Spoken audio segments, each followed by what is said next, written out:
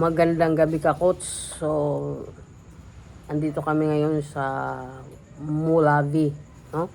Zamboanga del Sur, no? Kasi dito kami sa isang natutulog sa isang resort kasi bukas pa yung tila, no, na aming makukuha.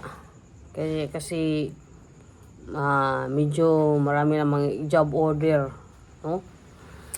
So, ngayon lang po ako nakapag vlog dahil medyo abalata sa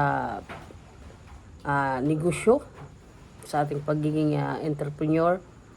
Marami tayong inaayos dahil nasa survival pa tayo, no?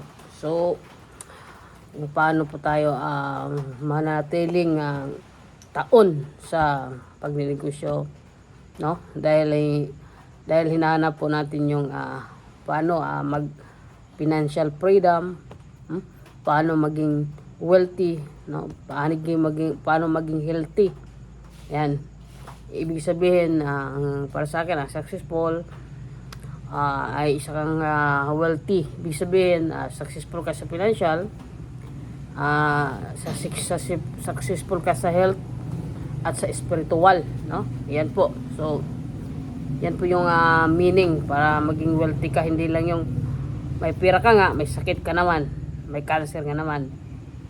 Pero sa relationship sa Panginoon o sa partner mo ay hindi maganda. So hindi matatawag na wealthy yan, no? So yung masaya ka sa lahat, ma-appreciate mong lahat na kung anong meron ka, that is wealthy, no? Hindi po maging wealthy yung naghahabol tayo ng bills. No? So marami po siyang ibig sabihin doon. So ako minsan nalilito ko kasi ang inayos ko ngayon schedule ko, no? Dahil malaking ang negosyo na pinasok natin. So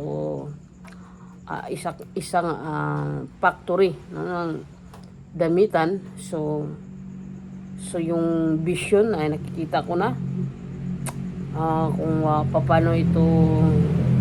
So ikaw pala isang entrepreneur, hindi mo pa ginagawa pero nakikita mo na, so yun ang sundan mo, no? So abalata sa pag-uupi ng branch. So nakalimutan natin yung YouTube pala. Ito palang YouTube. Ito po tayo ay bumabangon. Saan ka ba bumabangon, no? Yung matandaan mo, lahat ng negosyo ko sa Manila, sa Luzon, ito lahat nagkuklose nung pandemic, no? Umuwi po tayo bilang zero. Pero ang social media, lalo ng YouTube, ay nag-open sa'yo natin ang bagong pag-asa, no? Na maibalik yung spirit ng entrepreneur. So, noon may kwento tayo dyan, no? Ulitin natin. So, paano pa tayo bumabangon? So, ginamit natin ang salary ng YouTube para ito ay makabuo po tayo ng business, no? Padahan-dahan makabuo tayo ng community nga magtiwala sa atin, no? Ganun po. So sa ngayon ay nasa 50 followers na tayo, mahigit. So na-demonetize tayo, no, ng YouTube dahil siguro kasalanan natin dahil hindi tayo nakikita ang pagmumukha natin sa YouTube. So kasi minsan yung mga umakyat yung mga followers na lang natin, no? So kaya siguro learn from mistake, no? So hindi pala natin pwedeng iiwan yung platform, kumbaga kung saan po tayo nakabangon. Ayan, so hindi naman natin iniwan, kundi kumbaga ito'y napabayaan lang, no? Ayan, so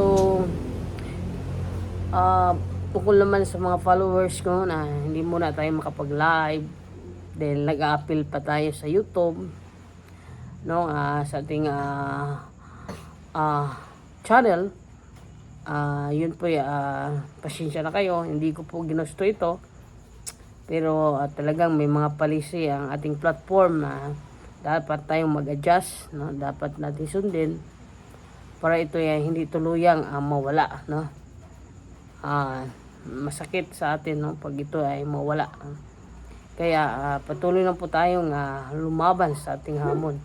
Hindi ibig sabihin na hindi tayo magla-live, nalulungkot na kayo dyan. Hindi sa ganon. So,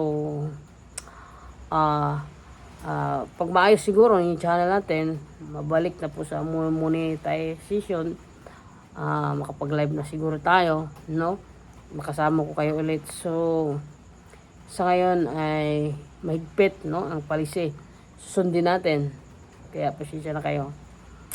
So, shout out sa lahat, no, na mga followers, mga OFW, no, nagtatambay sa ating channel.